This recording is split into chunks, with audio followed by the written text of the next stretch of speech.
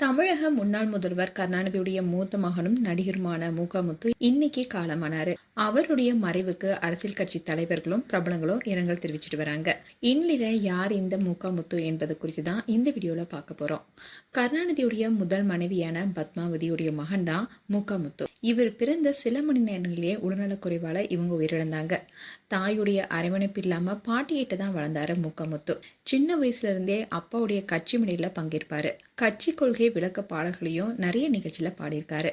பேரறிஞர் அண்ணா மறைவை தொடர்ந்து நடைபெற்ற தமிழ்நாடு சட்டமன்ற தேர்தலில் திமுக வெற்றி பெற்று கருணாநிதி முதலமைச்சரானாரு.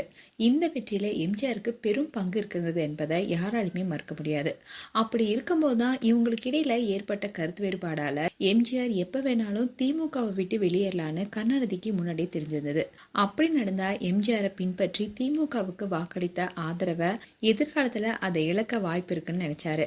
அதன் காரணமாவே தன்னுடைய மூத்த மகன் முத்துவை அன்றைய சூப்பர் ஸ்டார் எம்ஜிஆருக்கு எதிராக திரைத்துறையில களமிறக்கினாரு. முத்துடைய பாடி லாங்குவேஜ் ஆகட்டும், அவருடைய பேச்சு உட்பட எல்லாமே எம்ஜிஆர் போலவே அமைச்சுக்கிட்டாரு. பூக்காரில தொடங்கி பிள்ளையோ பிள்ளை, சமையல்காரன், அணையா விளக்கு, இங்கேயும் மனிதர்கள் போன்ற படத்தில் நடிச்சாரு. இந்த படங்கள் எல்லாத்துலயுமே எம்ஜிஆருடைய ஃபார்முலாவை பின்பற்றியிருந்தாரு.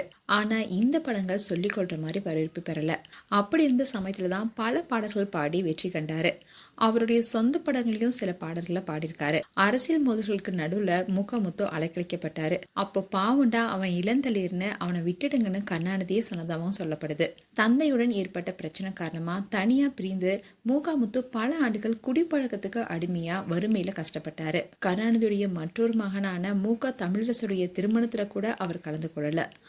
முத்துடைய நிலையை அறிந்த முன்னாள் முதல்வர் ஜெயலலிதா அவருக்கு ரூபாய் 5 லட்சம் நிதியுதவி அளித்த நிகழ்வு அப்ப பரபரப்பா பேசப்பட்டுச்சு. முத்துவுக்கு சிவகாம சுந்தரி என்ற மனைவியும், அறிவுநிதி என்ற மகனும், தேன்மொழி என்ற மகளும் இருக்காங்க.